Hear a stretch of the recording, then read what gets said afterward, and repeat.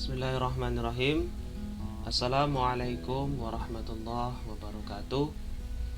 Innal hamdalillah nahmaduhu wa nasta'inuhu wa nastaghfiruh wa na'udzu billahi min shururi anfusina wa min sayyiati a'malina may yahdihillahu fala mudhillalah wa may yudlilhu fala hadiyalah.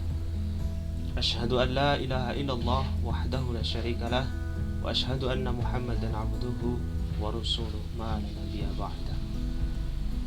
Baik teman-teman, saya Rudi Samsudin dengan NPM 1831 0300 81 dari kelas IATC semester 5. Kembali kita ke dalam presentasi mata kuliah Hermeneutika Al-Quran dengan dosen beliau Ibu Imas Nu'ul Jannah MA. Baik, materi yang akan saya sampaikan pada kesempatan presentasi kali ini adalah teori pra pemahaman Hans Georg Gadamer. Ya, dalam presentasi saya memuat sebagai berikut, yaitu yang pertama biografi tentang Hans Georg Gadamer, kemudian yang kedua apa saja sih teori-teori pokok yang telah dikemukakan oleh Hans Georg Gadamer, kemudian yang ketiga apa yang dimaksud dengan teori pra pemahaman Gadamer itu. Nah, selanjutnya kita ke slide selanjutnya yang kita mulai dari biografi dari pencetus dari teori prapemahaman Gadamer ini, yakni Hans Georg Gadamer nama lengkapnya. Beliau lahir di Marburg pada tahun 1900 Masehi, ya, bukan sebelum Masehi. Ia belajar filsafat pada universitas di kota asalnya, antara lain pada Nikolai, Hartmann, dan Marin Heidegger, dan mengikuti kuliah juga pada Rudolf Bultmann, seorang teolog Protestan. Nah, ada yang unik di sini dalam biografi dari seorang Gadamer ini. Beliau dalam usia yang masih cukup muda, yakni 22 tahun, karena di sini disebutkan pada tahun 1922 yang meraih gelar doktor filsafat. Wah, bayangkan, masih umur 22 tahun beliau sudah mendapatkan gelar doktor.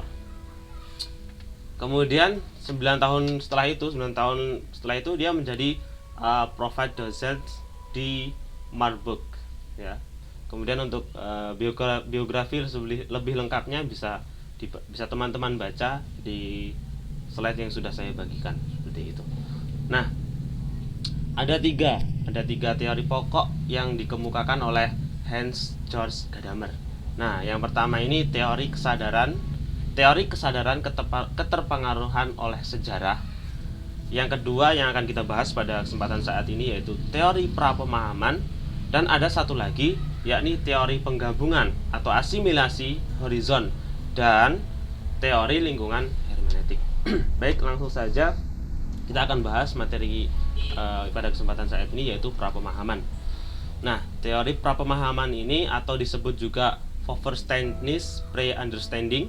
Nah, ini yang dimaksud adalah keterpengaruhan oleh suatu hermeneutik atau Wirkungssicht tertentu membentuk pada diri seorang penafsir. Nah, hal ini yang disebut oleh Gadamer teori prapemahaman, seperti itu. Nah, prapemahaman ini yang merupakan posisi awal. Jadi prapemahaman ini awal posisinya bagi seorang penafsir, dan itu harus ada ketika kita atau seorang penafsir itu membaca suatu teks. Nah, dari argumen di atas tadi tentu kita masih bingung apa sih pengertiannya, masih bahasanya bulat seperti itu. Nah, kita harus lihat lebih lanjut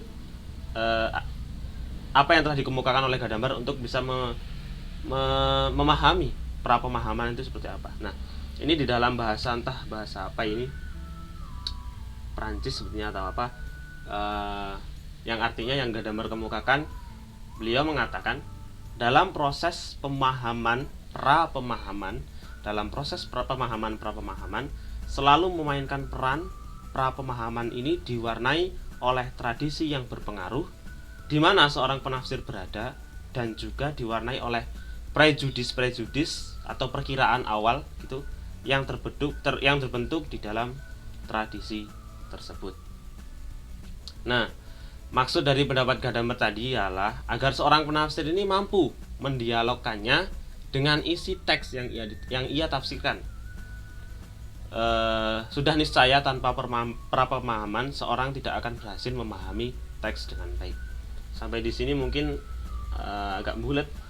Nah, di sini ada seorang tokoh ini yang akan menjelaskan lebih lanjut apa yang dimaksud teori prapemahaman Gadamer.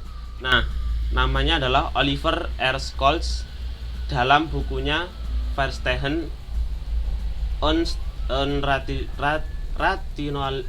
Rationalität.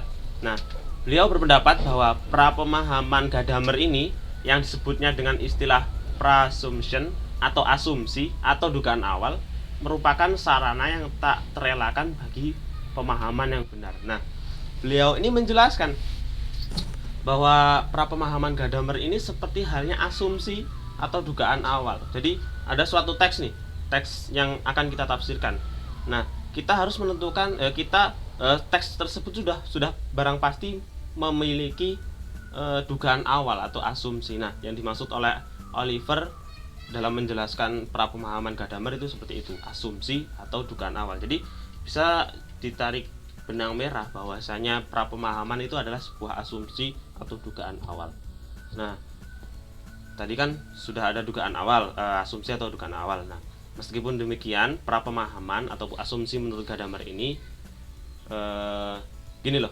Jadi prapemahaman itu seperti halnya kita ketika menulis tulisan ilmiah. Kita harus kita harus menentukan hipotesa dulu, hipotesis ataupun dugaan awal. Nah, prapemahaman itu sama halnya dengan hipotesa dalam tulisan ilmiah. Nah, di dalam penafsiran kita menentukan dugaan awal, kita menentukan prapemahaman.